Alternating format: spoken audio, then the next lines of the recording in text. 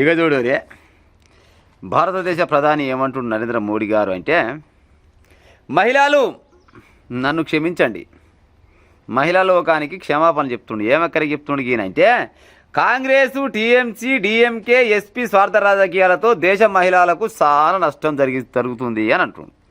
నేనేదో న్యాయం చేద్దాం అనుకుంటే అన్యాయం చేస్తున్నారు వీళ్ళంతా అని చెప్పవచ్చిండు. నేను ఒక ముచ్చరడతా, మహిళా బిల్లుకు ముందుగా పోతప్పుడు ఈయనకి ఎరక, ఈ బిల్లులో నేను ఓడిపోతాను సంగతి తెలియకుండా వస్తున్నా. ఆయనకు మన బలం ఎంత, మన బలగం ఎంత అనేది ముందుగా తెలియాలి కదా ఈయనకు తెలుసు. కాకపోతే ఏంటంటే వేసి చూస్తా, గుట్టక ఇంటికే కడతా, వస్తేనేమో గుట్ట వస్తే నేనే పట్టుకొచ్చిన అంట, పోతే ఇంటికే వాయమా అన్నట్టుంది ఈయన ముచ్చట. ఇప్పుడు మహిళా బిల్లు పెట్టాలంటే అన్ని రాజకీయ పార్టీలను కలుపుకొని వాళ్ళ అభిప్రాయాలు తెలుసుకున్న తర్వాత ముందరికి పోవాలి.